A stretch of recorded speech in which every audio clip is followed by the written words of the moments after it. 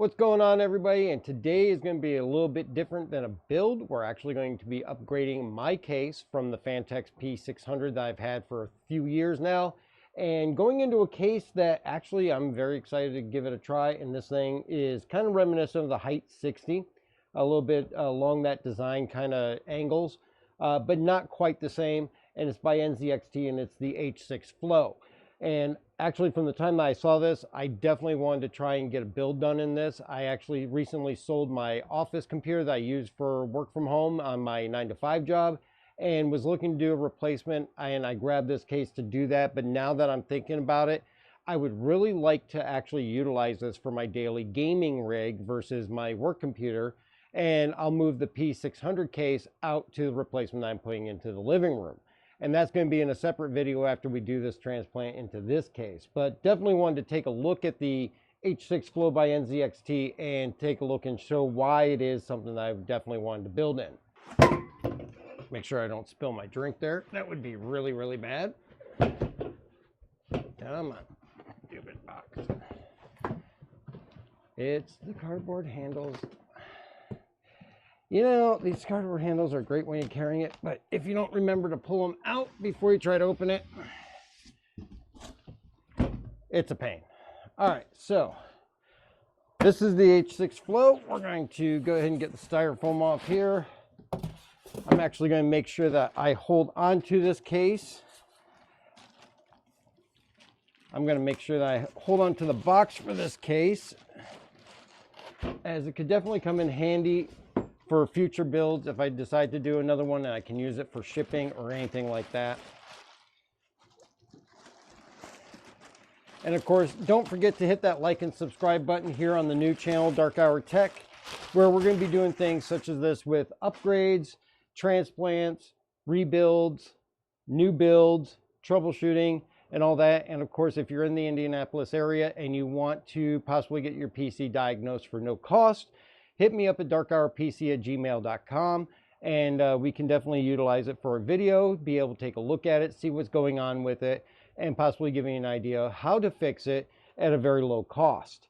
You can find us at darkhourpc.com or reach out via email at darkhourpc@gmail.com. So this is the H6 Flow, and like I said, it's very reminiscent of the Height 60 as far as how it has the angles cut into the case here.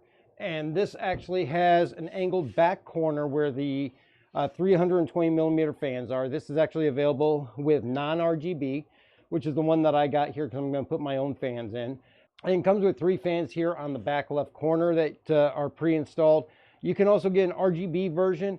It was about a $30 difference on Amazon, and you get 3 ARGB fans in that corner instead. The case itself is actually very well built. NZXT makes pretty good cases and very durable ones. A lot of people love them and a lot of people stick with them. This case is kind of what you would call a dual chamber. The power supply unit goes onto the back behind the motherboard tray. And then of course you have ample space for the motherboard, any fans, AIOs, things like that here on the front. But the nice thing is the storage on the back and the ability to cable manage this. On the inside of this, you actually also have the ability, actually we're going to pop this top off. And the nice thing is this is all a mesh top here for ventilation. And then of course we're going to pop the glass out, and that's actually a pretty decent piece of glass, not super hefty, but decent enough. Inside here, you'll notice that you actually have a glass front panel, and then of course the glass side panel. And on the bottom here, you actually have a 140 millimeter dual fan tray for ventilation coming in from underneath, since your power supply is in the rear chamber. And then of course you got your 3 120 millimeter intake fans there. With this, the idea is to definitely do intake on the front and then intake on the bottom, and then exhaust through the top and the rear, or put a radiator up here to exhaust through the top, which we're going to be transferring over my 280 millimeter NZXT Kraken, and that will fit nicely up here. This can actually accommodate up to the 420, I believe, and we'll double check that to make sure. It can definitely at least fit a 360. On the back though, again, great ventilation right behind where the power supply unit goes. On the back here, as you can see, we actually have the tray that holds the power supply unit. There's no padding or anything here, but that should be fine. It shouldn't be too big of a deal. And of course, you got lots of cable management straps here. These are, of course, the wiring for the fans on the front left there. And nice, easy, workable cable way to run those through. And of course, your front I/O is down here, and that's going to be easy. This also comes, of course, with the tray here that you can put a couple of SSDs in or hard disk drives. And overall, very well built case, and something I'm definitely excited to give a try to and see how this will work out. The other nice thing is, much like how the top has a ventilation built in, the side panel here pops off with just pressure knobs. And this is, of course, your ventilation here for the side. Very easy to take care of. And this will only fit 120 millimeters on the side panel here. I would say if I had any kind of disappointment in this, it would be that doing fan selections is going to be a little bit difficult if you're somebody who likes a very particular type of fan that may only be in 120 millimeter and not 140 millimeter, because you don't have a 120 millimeter option here on the bottom. All you have is the 140 millimeter mounting point, so you have to go with 140 millimeter. And if your favorite fans that you like to use in your build, or your current build doesn't have 140 millimeter fans and you want to use that ventilation on the bottom, you're going to have to find something that closely matches or switch to a different set if you're one of those people that have to have all identical of the same thing across the board. The other nice thing that I did notice about this case is on the back here, this tray, there's just one captive screw here. If you don't have a use for the hard disk tray, you can actually take that out, and it opens up the availability for more cable management back there, as well as just more space in general. And of course, any cable management space you can get out of a case, all that much better. Aside from that, I mean, overall, it is a very well-built case, and we're going to take the P600 down. We're going to transfer everything into here. I'm not really going to show the process because obviously I'm recording on that one. So as far as the teardown goes, I'm going to try and get some footage on an SD card if possible from the camera to include in there. But when we come back, it'll all be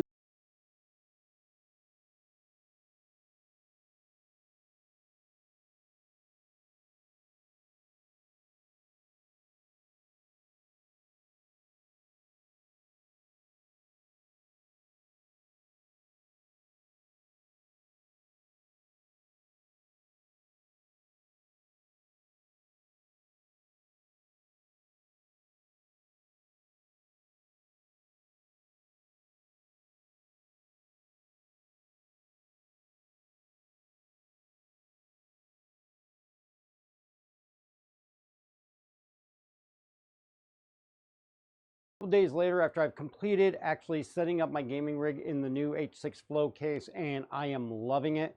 The case is a massive amount of air flowing through it, much like my old P600 case here, which we have in front of us. It's actually gorgeous. The way that the lights display in it, the way everything just fits in there just perfectly. It actually worked out extremely well with the 240 millimeter fans on the bottom. We've got two 140s on top with the AIO, and of course 4 120s just pumping air through that chassis. That it is a cooling dream. Couldn't be happier with it. So now we're going to get into building the replacement for my computer that I used for working from home in my 9-to-5 job. And what we're actually going to be doing is, I did have a small Zalman M4 case, but I think I'm going to hold on to that for another project. I think I want to put this into my P600 case.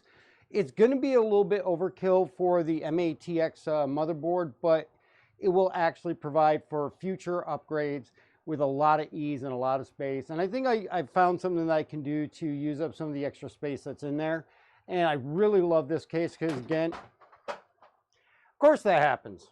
What I was actually saying was I really love this case because, much like the H6 Flow, it's got a massive amount of air that can flow through this case. It does have the panels that you can put on top or the front if you want to run it in a more silent mode.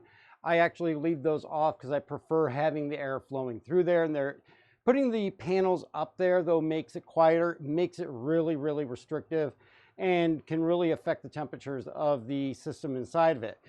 This is definitely one that's had several years of use, and I love it. I really would not get rid of it for anything. If you have an opportunity to get one of these cases for a full ATX system, I recommend it because it has been nothing but perfect for everything I've used it in.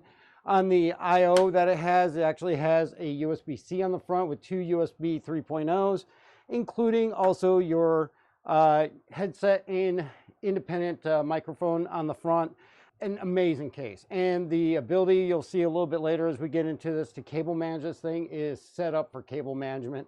So again, the Phanteks P600 is a case I would not hesitate to build in over and over again. All right, so what we're going to do is we're going to get into this. Component wise, we've got some T-Force DDR4 3600 speed RAM. We also got the Tough Gaming B760M plus Wi-Fi D4 motherboard MATX format. Now we do have an Intel i5-12600K. I know that the B board does not overclock or anything. We'll be able to utilize the RAM, but for other than that, the price that we got on the chip and the board just happened to work out perfectly to fulfill the needs that I have in there. And actually, the price, you know, getting it on Cyber Monday, really couldn't argue with that at all. Now this one I am not going with an AIO on. I'm actually going to do air cooling on this one. I'm going to use the AK500 White from Deepcool, which is a nice big size air cooler. Should be able to push that air through that case extremely well with how open it is and keep that 12600K cooled.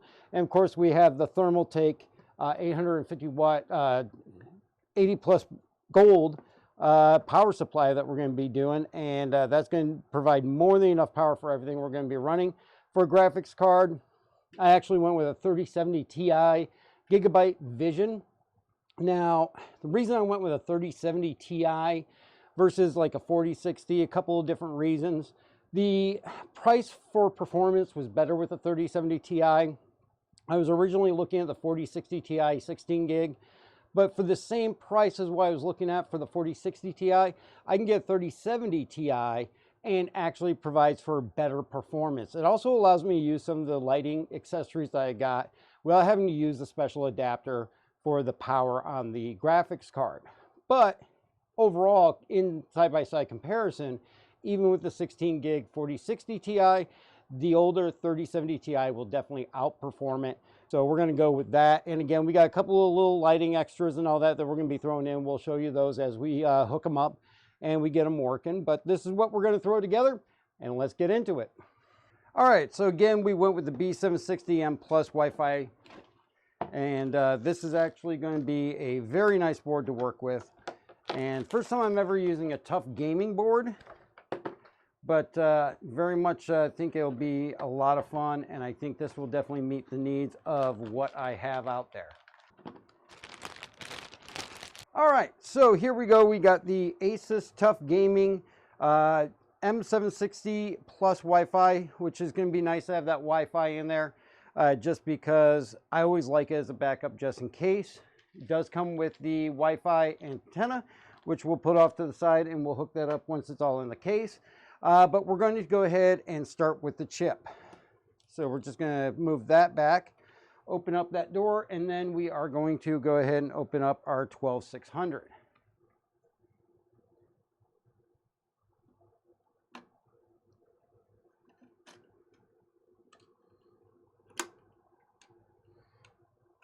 All right, so we're just going to pop that in there, and we're going to lock that down. Make sure you hold on to these covers here just in case you ever have to RMA the board. You want to make sure that you have that to send it back. And again, for this, because they do a little bit of gaming on here, and plus with my work, actually 32 gigs is a little better than 16 gigs. Though most gaming today, you can get away with 16 gigs. For this though, I think I'm going to benefit from 32 with what I do as far as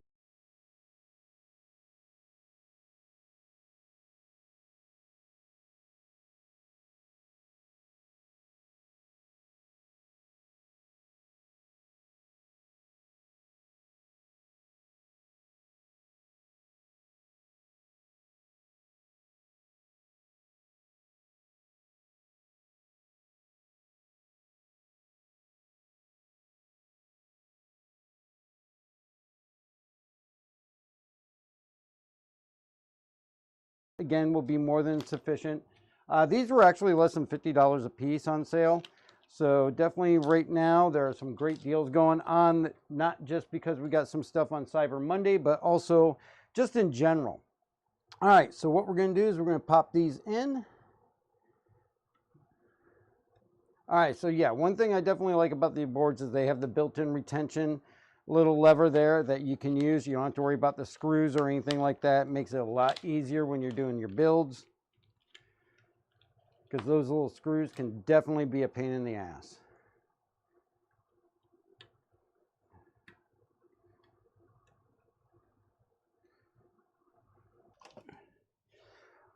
All right, now as far as the thermal paste, we're going to do a little bit of dab of MX6 from Arctic. This is definitely my preferred thermal paste here. I think it does an extremely good job. We're just going to put a little bit more than a pea size. A little bit more down there. All right, so we're just going to put our bracket on here. There we go. And then from there, what we're going to do is we are going to put our spacers on each.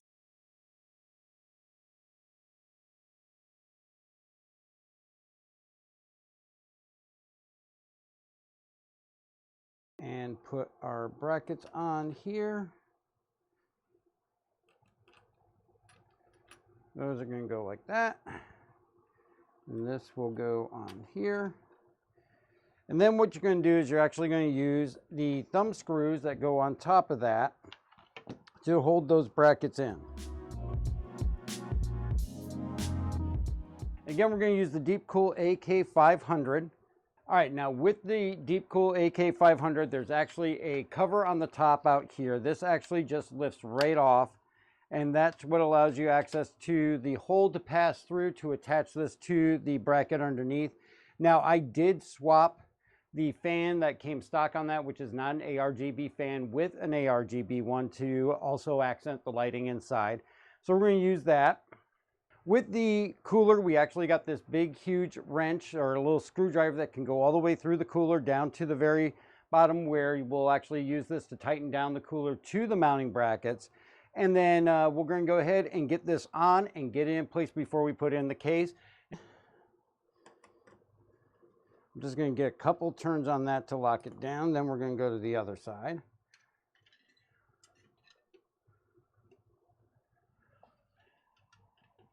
And just like with a spare tire, I would recommend doing a little bit on each side until it's snug. You don't want to over tighten it. You just want it to be kind of hand tight and snug. Too much pressure could be a bad thing. Not enough would definitely cause some overheating. All right, so there we go. We have that on. Go ahead and put the decorative cover back on, and then we can also put the fan back on.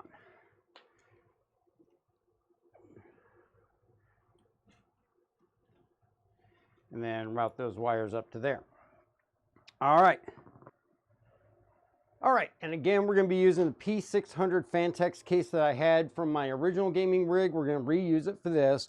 Again, I know it's a little bit much for the MATX board that's in here, but I think that the fact that it gives us future expandability and everything, and if we want to upgrade from that 12th gen motherboard into a 15th gen or something like that as they come out, we'll have that availability to do so. Now, this was not originally set up for MATX use, but full ATX, but we actually do have all the availability to put in the standoffs for MATX. All we're going to need to do is move some of them up to the higher amount and take out the ones that we don't need.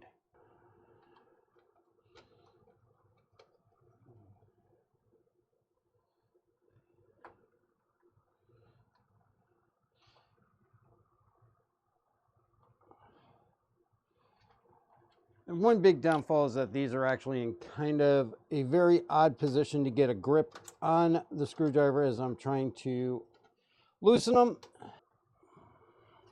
You want to be really careful you don't strip these, because believe me, it's a pain if you do.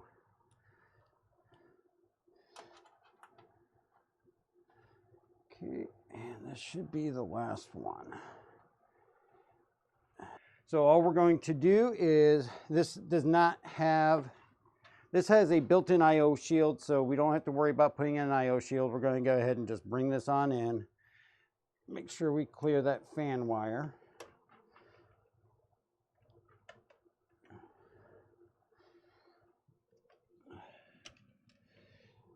And I think that has it. All right.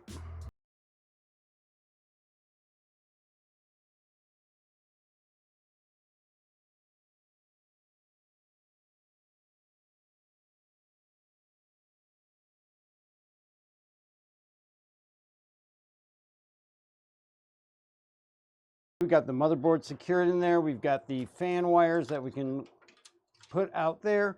What we're going to do next is get the power supply in and get that all set up, and then start running the cables along the back. Again, our power supply is going to be the Thermaltake 850 watt Snow Edition, fully modular. And I've used this in previous builds and am a huge fan of them. And it'll actually be a great addition for this white and black case. Of course, we kind of got that white and black theme going on with the frame of the case, as well as with the motherboard, the cooler, and of course the RAM. Definitely whenever I have the opportunity, I prefer doing modular power supplies, because the nice thing is that you don't have to run any more cables than what you need in the system. And that can actually save you a lot of cable management to worry about in the future. But the nice thing is you always have the extra cables. Should you want to do more additions later that actually require them, you want to make sure you keep these on hand so that you can expand later on if you need to. Now, the one thing I do like about this Snow Edition is usually I am a proponent of sleeved extensions for the way that they look and everything, but these actually already come nylon braided, that you don't really require those sleeve cables if you don't want to use them. They're already color matched to the power supply unit, and it's really nice to see that. Now, like I said, I do have a couple of things I did get as extras to really kind of make the case pop. They're not sleeved extensions, but they are RGB extensions. So we will be using these cables to run to those extensions, and elsewhere on the board, such as the 8-pin power and all that, there'll be these cables. And then for the GPU and the 24-pin, we're going to be using the ARGB mesh ones. All right, so that plate is on, and then we are going to get the cables that we need to start with. Now, we are going to have two 2.5-inch SSIDs that we're going to be putting into here. So we are going to need the SATA power, and then, of course, a couple of SATA cables coming off of the motherboard. And, of course, our 3070 Ti uses two 8-pin power. But we can actually use the ones that are a single one that has the daisy chain on it. That would be perfectly fine to use, since we're also going to be using that extension. That will keep our cabling down to a minimum. We also have to keep in mind that we're going to need more SATA power than just the SSDs, because we do have our RGB and our fan controllers in here as well, that some of those may require that also. So just to start with, I'm going to actually run two of the SATA power cables to make sure that we have plenty, and if I can finagle it to where I don't need them, I can always take them out later.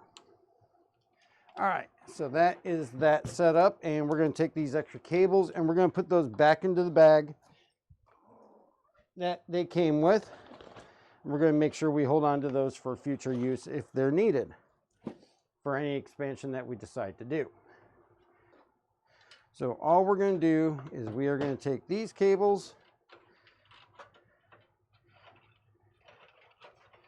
feed them through here. We are going to also make sure that we have this so that it is fan down, as there is a filtered fan intake on the bottom, so we want that pulling in the fresh air from outside.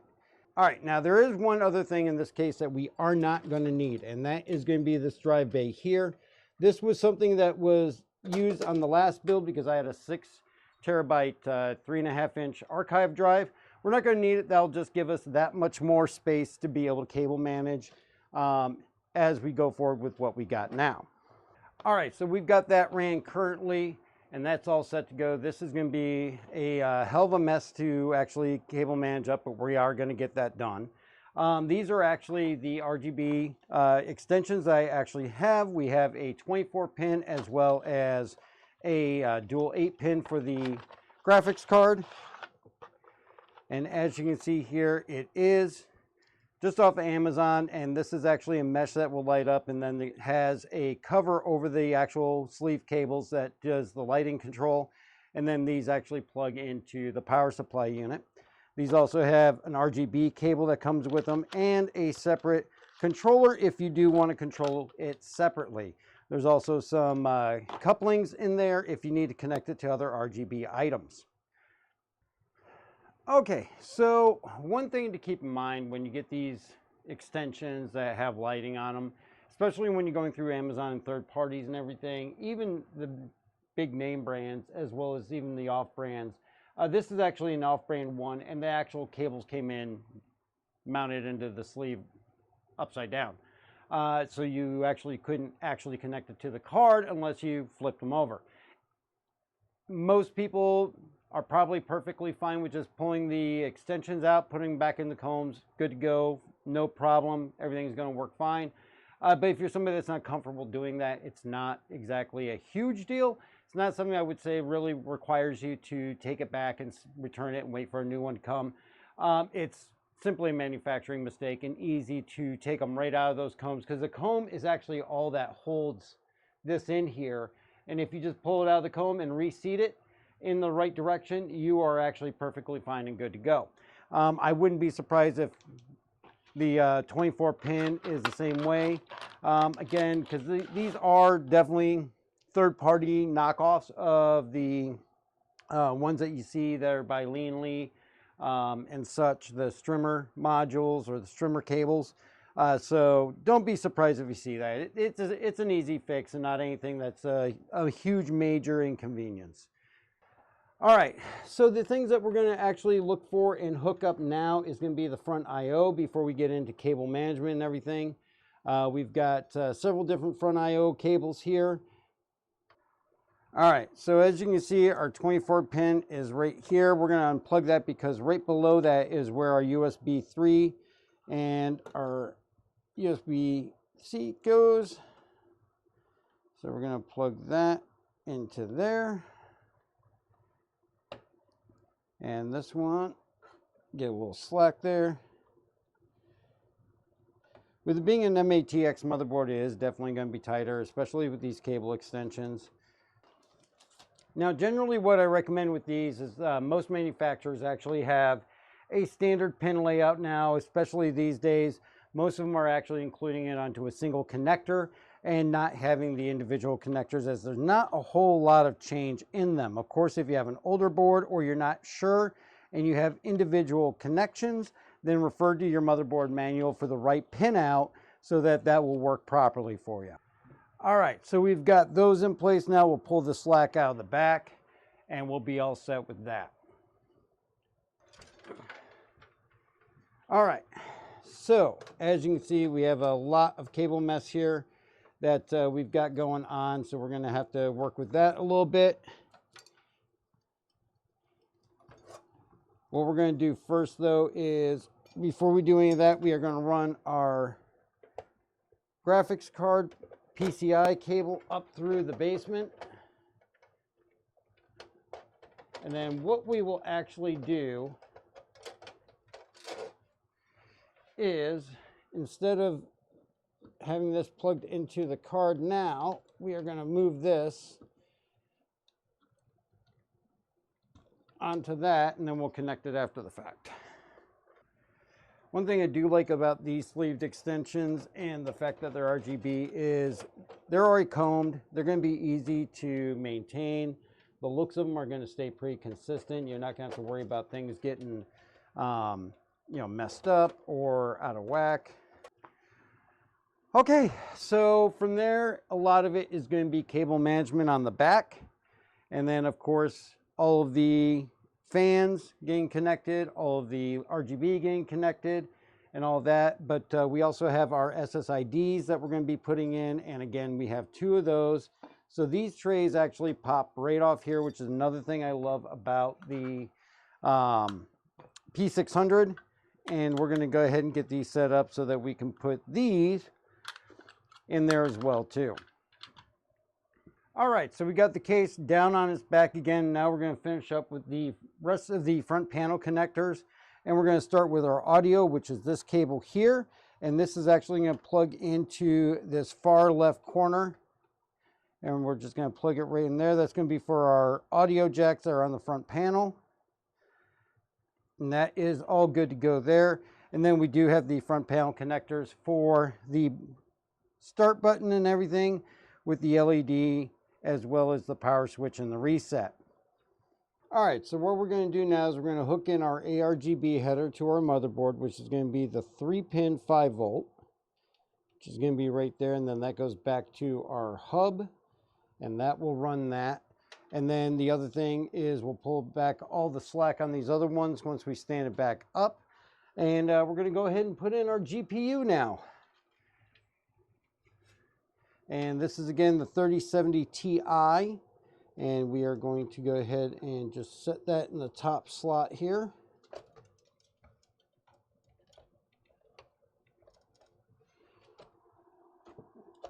Push that in till it clicks. And that is in there. Then we'll get a couple of screws in to hold it in place. Now, previously I actually had used expansion slots, so I'm kind of using some leftover expansion slot brackets from the other build to cover the holes that I did not retain the covers for.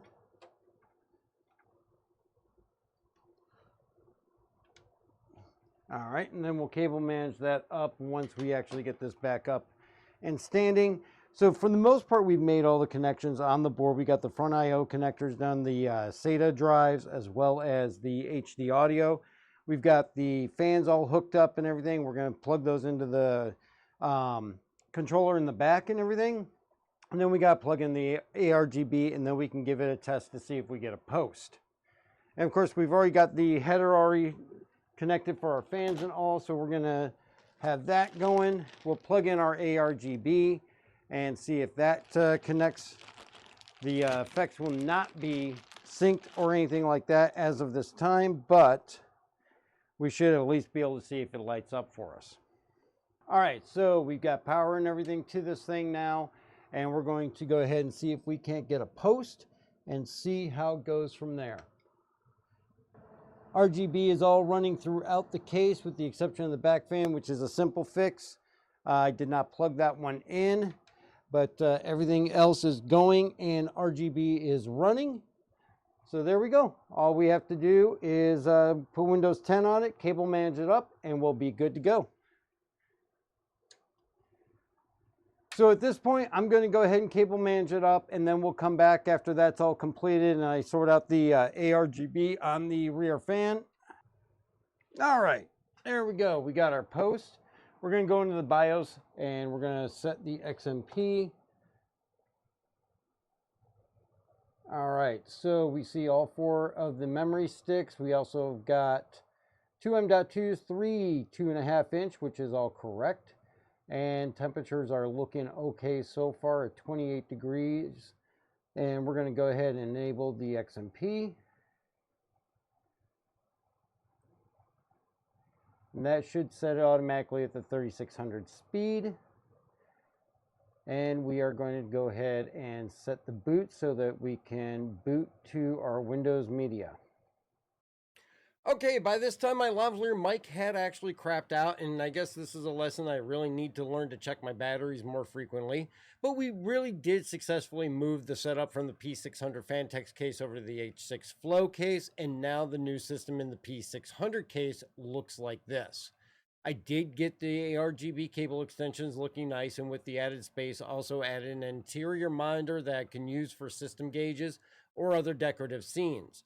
Overall, the MATX B760 Tough gaming board looks really nice with the AK500 air cooler. The average temps are actually staying at idle rate around the high 30s to low 40s. And operating temperature when under load is staying at mid and upper 60s with a Cinebench load test on it. So honestly, happy that I put this in the P600 case. I think it really does look awesome on my work desk. And to be honest, both systems came out looking nice, and they're working great, and I could not be happier. I will provide a full list of specs for both systems in the description, and want to say thank you to everyone for watching. I hope you enjoyed. Also remember, we are launching the Dark Hour Tech channel here that you're watching now to focus on things not Star Citizen related in the PC world. So if you are living in the Indianapolis area and are needing some diagnostic work done on a PC, looking to do PC upgrades, or even looking to order a custom PC, check out darkhourpc.com or reach out to me at darkhourpc@gmail.com, and we may feature your repair, upgrade, or even the entire build if you order one on the channel here. I want to say thank you to all of you, and please be safe out there, and we will see you next time.